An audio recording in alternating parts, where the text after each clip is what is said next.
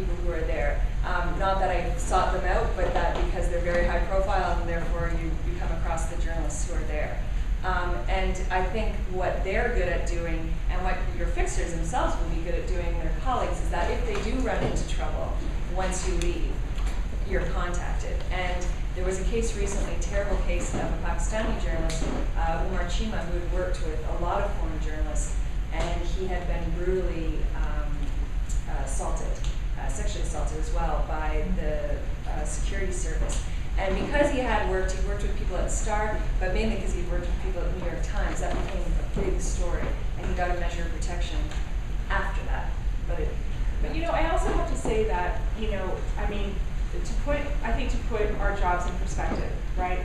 I mean, we go there by choice, okay? We go to these countries where there's lots of, you know, there's conflict, there's bad things happening. And I think, you know, the moment you get on the plane, you have to sort of accept the fact that on some level, you're putting yourself at risk. And, you know,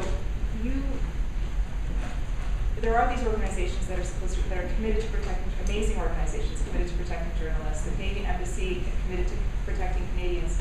But you can't, I don't know how to, but maybe someone else can maybe say this in a more articulate way. But, you know, your first commitment, in a way, has to be to the story. You're there to do a job.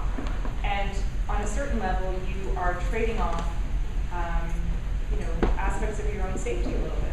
It's a trade-off a little bit, you know. I mean, you're not going there to have the same experience as a regular Canadian citizen who might get caught up in the crossfire in Egypt.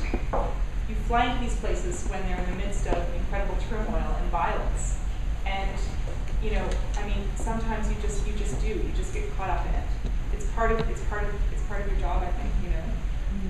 One point on interpreters/fixers is that there are so many incredible fixers that work in these places that it doesn't make sense to me why they're not just doing the story in many cases. And in a world of shrinking resources, when we don't have time,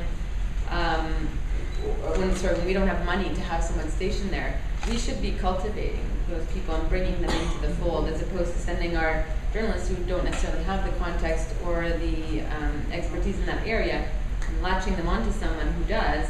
I mean, I met a fixer there who was perfectly capable in English, great editorial, journalistic sense, knew exactly what she was doing in Egypt, how to get around, who to talk to, and yet she's working for someone else's story. And so I think we need to start talking more seriously about an alternative to the parachute journalism, which is let's start working with the people that are already there, that already know the stories. If we had been cultivating local journalists, people keep talking about this being a spontaneous thing. This has been in the works for years, and we would have known that if we had been more tapped into those countries. And there's sort of a hybrid model too, and the New York Times does this really well, is that they'll often have co-bylines with fixers. You'll see that often, or at the bottom will say, so-and-so contributed to.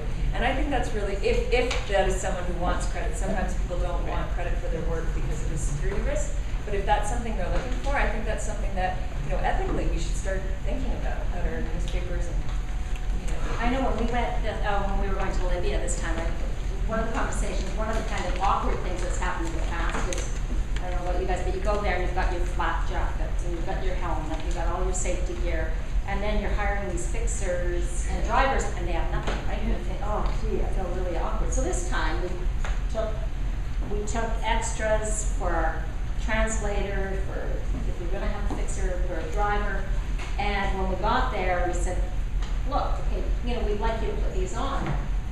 And the driver looked at us and just started to laugh. He thought it was hilarious.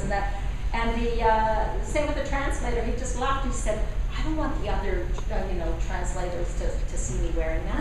I said, "Well, it's for your own safety." And he just